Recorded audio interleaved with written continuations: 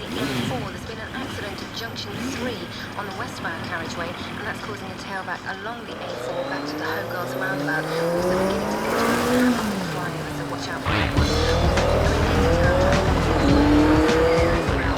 On the M4, further traffic between junction 17 and the M14 has been otherwise, and also the roadworks between junctions 10 and 11. When you get to that speed, it's such a rush because you're concentrating on nothing else except there and then and now and here, and you're going for it. It's the best buzz in the world. It really is. Going out there and pitting yourself against the traffic all day. I love it. Like I say, I started dispatching about 2 years ago, and I've stayed with it because I'm attracted to the adrenaline, the lifestyle, the stress. I mean, a lot of the things in dispatch riding aren't as attractive. The way taxi drivers seem to be out to kill you, and secretaries look down their noses at you when you're drabbing the dirt from out in the streets into their nice, clean, warm offices.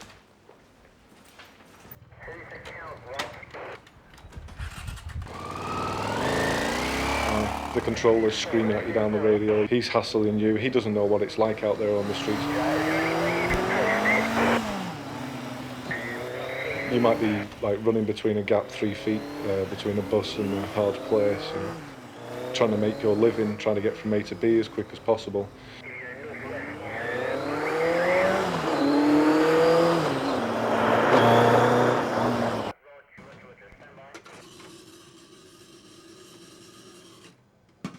Dispatch driving is a very stressful job. Depending on your personality, you'll find it more or less stressful.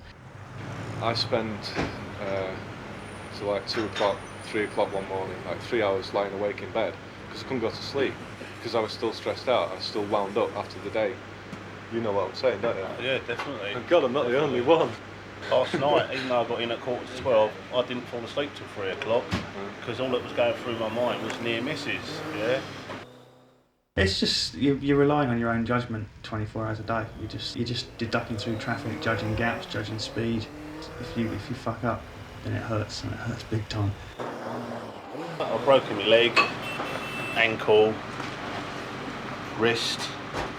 I've got a couple of vertebrae. I'm still waiting for the insurance claim to come through. That's 4 years ago. A woman drove straight in the back of me and drove off. But I'm paranoid now. When I'm sitting at lights and what have you, I'm always looking in my mirror, ready for somebody to go to the back of me. Yeah, and I'm ready on the throttle, and I'm always leaving it in gear with my hand on the clutch to accelerate away if I hear a skid behind me. It's changed my attitude. It changes your attitude to life, really. I mean, at some point, it becomes really important to you that you're going to live, or that you're going to have like kids or whatever, and you've got some future ahead of you. I've actually had 3 what I would call major accidents, a whole host of little knocks and bumps, none of which are my fault, but 3, that's pretty minimal really. Sometimes he'll be on a motorway and he won't be able to ring. I'll leave it until 8 o'clock and then I'll ring his work and find out where his last job was. If his last job was a long way away, I'll know he's late for a good reason. If his last job was in the city, then I'll think about hospitals.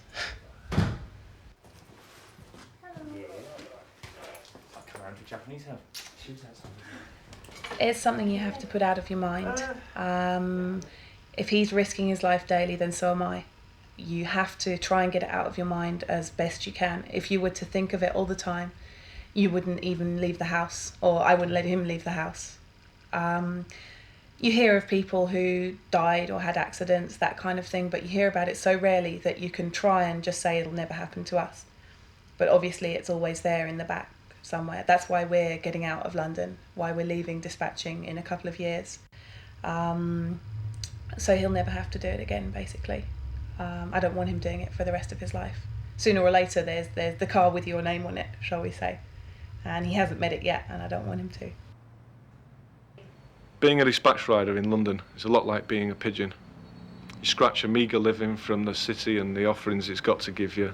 You get filthy, you get wet, you get covered with the dirt and decay of a crumbling old town. And at the end of the day, if you're unlucky, you get squashed under a bus.